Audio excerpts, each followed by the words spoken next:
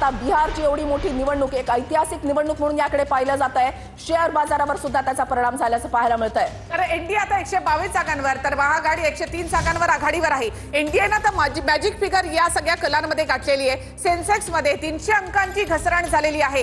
हे आकडे पाहता शेअर बाजार सेन्सिटिव्ह आणि सेन्सेक्स मध्ये या ठिकाणी 300 अंकांनी आता घसरण झालेली आहे। एनडीए 122 आणि महाआघाडी 103। महाआघाडी एनडीएला मोठी टक्कर देताना पाहायला मिळते आणि एक्झिट पोलचे जे आकडे होते त्याहून वेगळे आकडे या स्क्रीनवर आपल्याला पाहायला मिळतात। बिहारची निवडणूक अतिशय ऐतिहासिक आहे आणि एकदम वेगळी आहे। निफ्टी जो आहे तो 130 अंकांनी कोसळलेला आहे। शेअर बाजारावर सुद्धा परिणाम झाल्याचे या ठिकाणी पाहायला मिळतंय।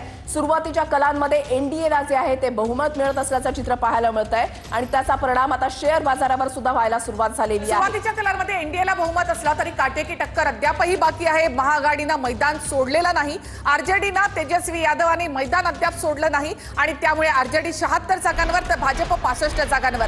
या सगळ्याचा परिणाम शेअर बाजारावर झालाय आणि शेअर बाजार कोसळतोय। निफ्टी देखील कोसळलेला आहे। एनडीए 122 आणि महाआघाडी 103। मात्र अद्यापही अंदाज येत नाही, कारण आकड्यांमध्ये फार मोठा फरक नाही आणि एकतर्फी कल तर दिसतच नाही आणि त्यामुळे देखील या सगळ्याचा परिणाम शेअर बाजारावर पाहायला मिळतोय। त्यामुळे धाकधूक वाढलेली आहे। एनडीए की महाआघाडी, कारण अद्यापही लढत कायम आहे।